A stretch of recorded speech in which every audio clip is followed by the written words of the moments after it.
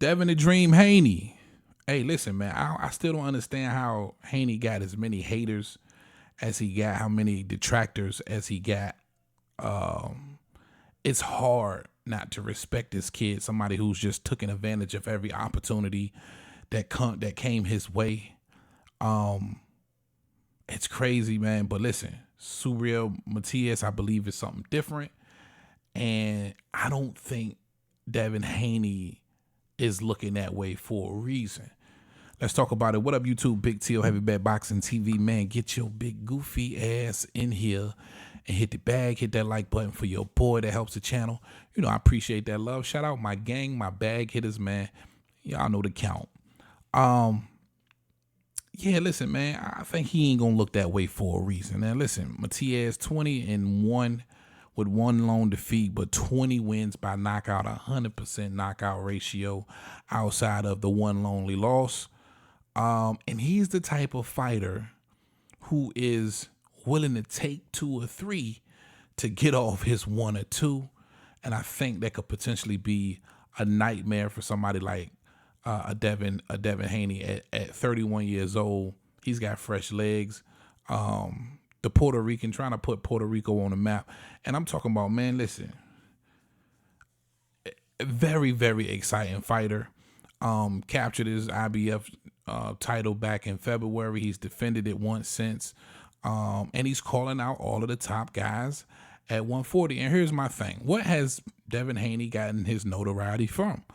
Collecting belts, right? He's been knocking off champs. You know, he got elevated with the WBC scrap, but then he went straight into Australia, beat Cambosis twice down there, comes back, beat arguably the best fighter at 35. Many people believe in Vasyl Lomachenko, jumps up to 140, beats arguably the best 140 pounder out there and Regis Prograis and made it look easy. Look, I think there's a few different recipes to success in the sport of boxing. But I think one of those recipes is continue to win over the hardcore boxing fan base. Hardcore boxing fans respect the fact that you're knocking off champions, right? And I don't think it's no different for Devin Haney moving forward. I think he needs to stay the course. Now, of course, Ryan Garcia got a little ballsy, called out Devin Haney. Then he rethought that, called that off. All right, Dev, you got to let that go. You know, the boy was woofing at the mouth. He reneged on it. Keep it pushing. He turns to look Teofimo Lopez's way, but he has a fight February the 8th, Jermaine Ortiz, right? So he's off the table. Ryan Garcia's off the table. Rolly Romero's probably off the table because more than likely Rolly will make that fight with Ryan Garcia. Who else you got out there?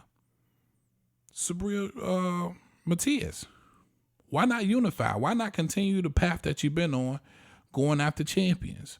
And again, I think this is a recipe for success. Whether it happens a year from now, 2 years from now, 5 years from now, people are going to understand, recognize that you're continuously going after champions and knocking off champions, and you're going to continue to garner that respect until it manifests into something bigger. Because, of course, Devin Haney wants to be that extreme superstar, that pay-per-view star. He wants to eventually, you know, garner that kind of clout. Unfortunately, right now, that's just not what it is. But I'm telling you, if he continues this road, knocking off those champions, unify, and he has the opportunity now, and if he can get this done with Subriel Matias, to unify at 140 in his very second fight, and I believe a winnable fight. Now, again, I do believe the style of Matias could cause some difficulties. That's a tough style when I believe Matias has a chin at 31 years old, extremely fresh, and is willing to take 2 or 3 to get off 1 or 2, right? And for Devin Haney, whom I'm going to still say, I think the power translated a little bit better for Devin Haney versus the Regis Prograis because he was able to get a knockdown. That's the first time we've seen him get a knockdown in God knows how long. But I think Subriel Matias is something different. That's just my honest opinion. 20-0, 1 loss, all 20 wins by knockout, 100% knockout ratio outside of the one lonely defeat. Oh my God. Listen, dude is trouble, and he's calling out all of the top guys. And for me, Devin Haney, stay in the course, going after those guys, going after those champions, being able to unify. That's crazy, man. I think, that also ups I believe, his negotiating power. Even if Ryan Garcia manages to get a belt from Rolly Romero to try and leverage against him, he'll come into that to those negotiations a unified champ.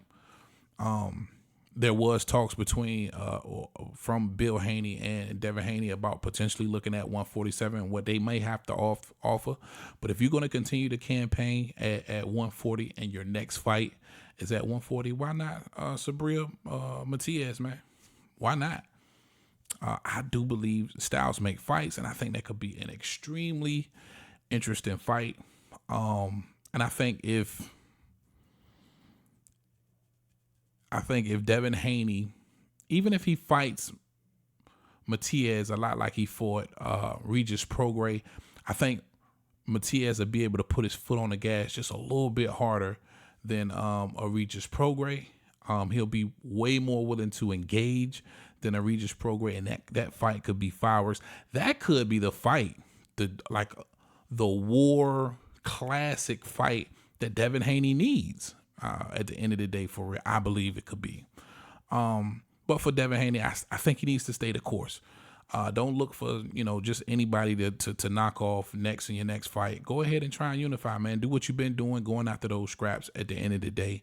Unless you're going to jump up there to 47 and challenge somebody like a Boots. Boots needs a fight. Nobody's willing to really step in the ring with him. The only hope he really has of fighting the name next is if somehow, some way, by a miracle, Bud Crawford decides to say, all right, let me go down here and try and pick up Undisputed again. But maybe Devin Haney wants to knock on that door and see if he can capture the IBF at 47. But if not, Matias is right there calling everybody out. And he called Dev a pussy. But you guys let me know what you think in this one, about this one, man. Devin Haney maybe shook to go ahead and unify. Because again, when we really look at it, no Teofimo Lopez anytime soon. No Ryan Garcia probably anytime soon. No Rolly Romero anytime soon. Those are all the other scraps.